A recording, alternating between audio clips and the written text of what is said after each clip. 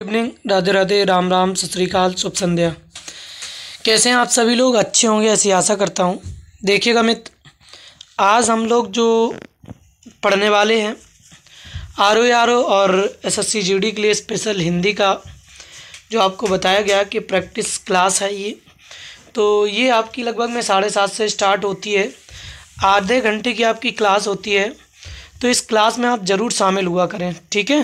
तो सभी लोग क्वेश्चन देना शुरू करेंगे और क्वेश्चन के आंसर देते रहेंगे और हम आगे की ओर बढ़ते रहेंगे, ठीक है।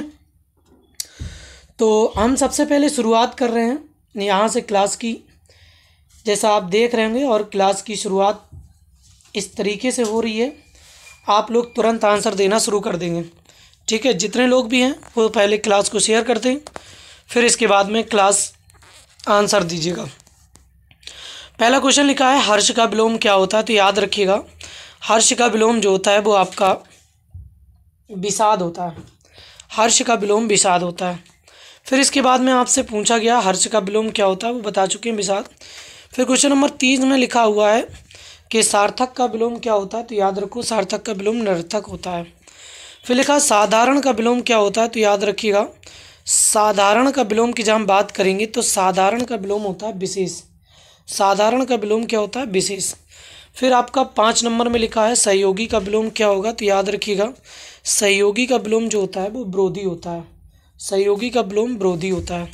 फिर इसके बाद में बात करेंगे क्वेश्चन नंबर में 6 में लिखा है कि सदाचार का विलोम क्या होता है? तो याद रखिएगा, सदाचार का विलोम जो होता है वो दुराचार होता है। सदाचार का विलोम दुराचार होता है। फिर इसके बाद में याद रखिए 7 नंबर में लिखा है सद्भावना का विलोम क्या होता है? तो याद रखो, सद्भावना का विलोम जो होता है वो आपका दुर्भावना होता है। सद्भावना का विलोम दुर्भावना होता है। इसके बाद में क्वेश्चन नंबर 8 में लिखा हुआ है कि सत्कार का विलोम क्या होता है? तो याद रखो, सत्कार का विलोम जो होता है वो तिरस्कार होता है। सत्कार का विलोम तिरस्कार होता है। फिर इसके बाद में याद रखिए 8 के बाद 9 में लिखा हुआ संयोग का विलोम क्या होता है? तो याद रखो, संयोग का विलोम जो होता है वो आपका वियोग होता है। संयोग का विलोम वियोग होता है, ठीक है। इसके बाद बात करेंगे 10 में लिखा हुआ संकीर्ण का विलोम क्या होता है? तो याद रखो, संकीर्ण का विलोम जो होता है वो आपका उदार होता है। संकीर्ण का विलोम उदार होता है। फिर बात करेंगे 11 नंबर में लिखा है संकीर्ण का विलोम उदार। फिर 12 नंबर में लिखा है शिष्ट का विलोम क्या होता है? तो याद रखिएगा, शिष्ट का विलोम जो होता है वो अशिष्ट होता है। शिष्ट का विलोम अशिष्ट होता है।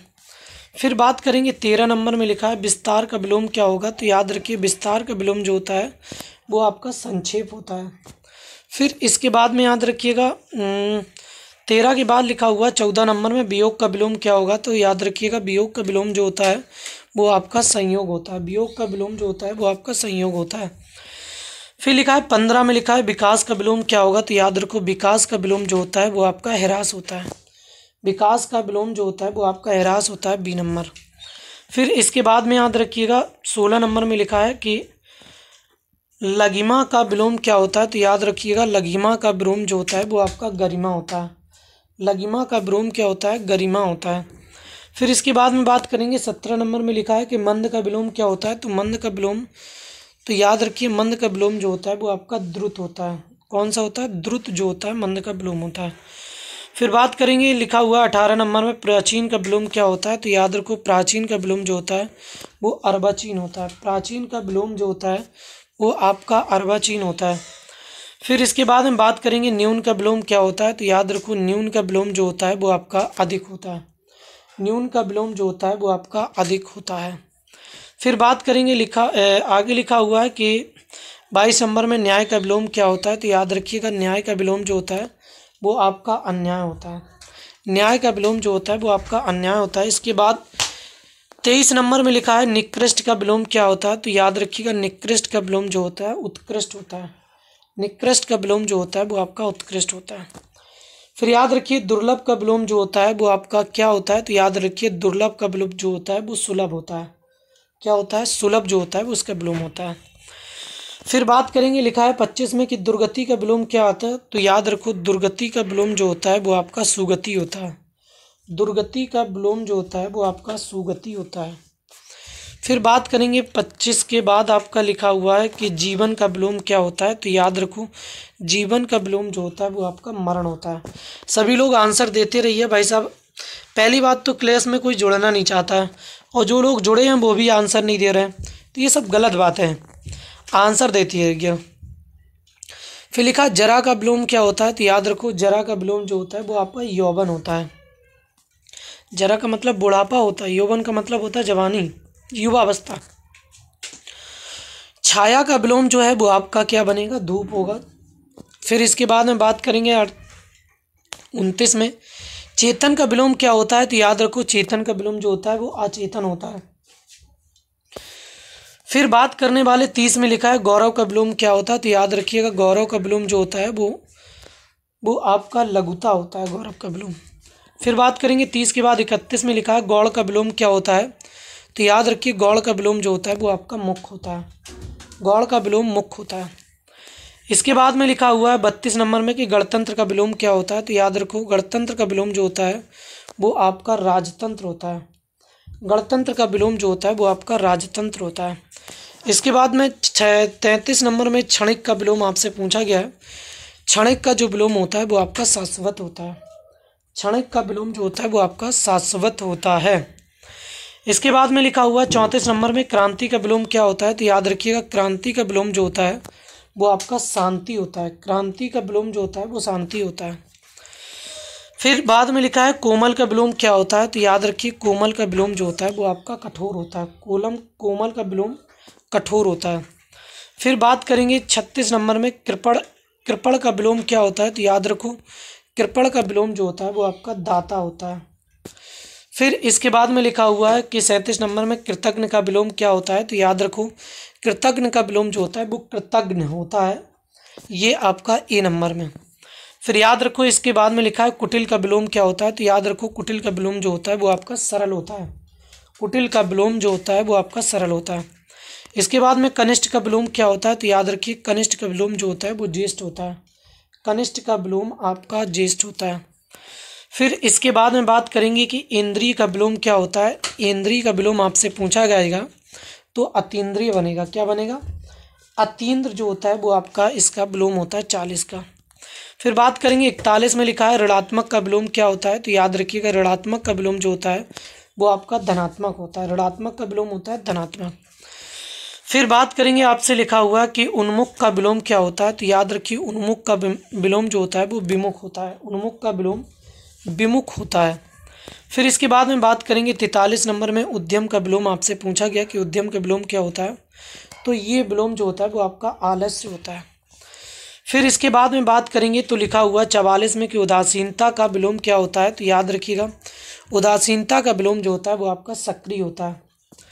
फिर इसके बाद में बात करेंगे लिखा हुआ 45 में उदार का विलोम जो है वो आपका अनुदार होता है।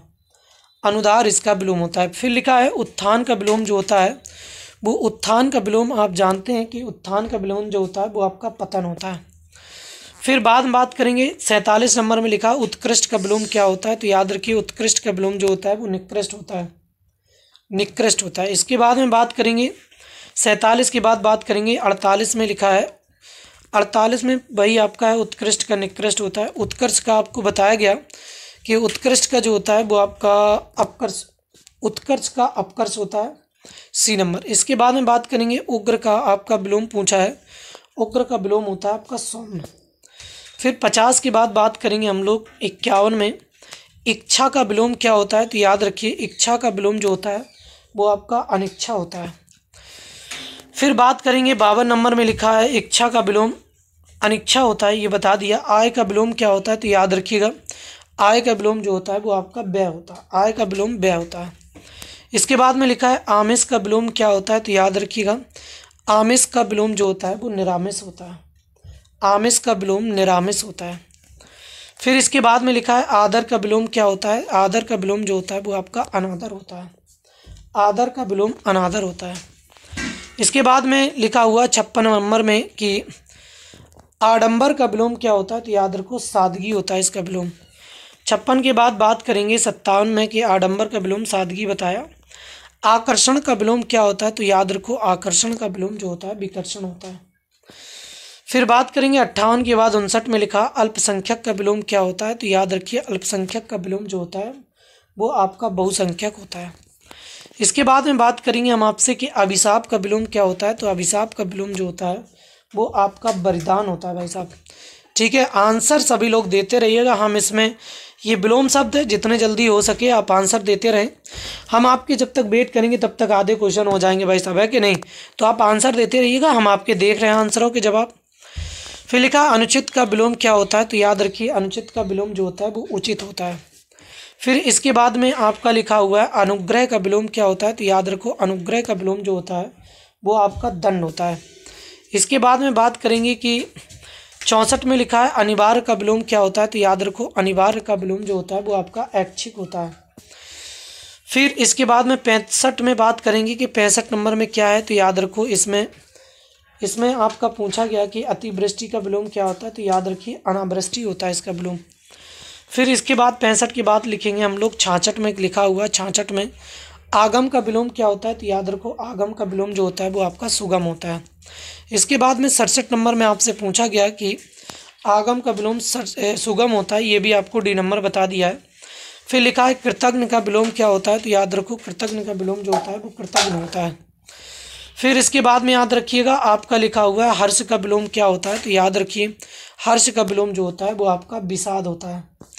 फिर बात करने वाले हैं कि हर्ष का विलोम विषाद होता है। फिर लिखा है हर्ष का विलोम आपका बताया गया कि इसका विलोम भी आपका विषाद होता है। ठीक है, तो ये हमने आपके इस कुछ 70 क्वेश्चन आपके आज बहुत ही जल्द में कराए गए हैं, क्योंकि आपकी 8 बजे क्लास कुछ लेट होने वाली थी, तो इसके कारण हमने आपके आज 70 ही क्वेश्चन कराएं। कल और लेकर के आएंगे आपके विलोम शब्द। ठीक है, तो 70 क्वेश्चन आपके पर्याप्त हैं और 8 बजे वाली क्लास में आना मत भूलिएगा। सभी लोगों को thank you, all the best, good night.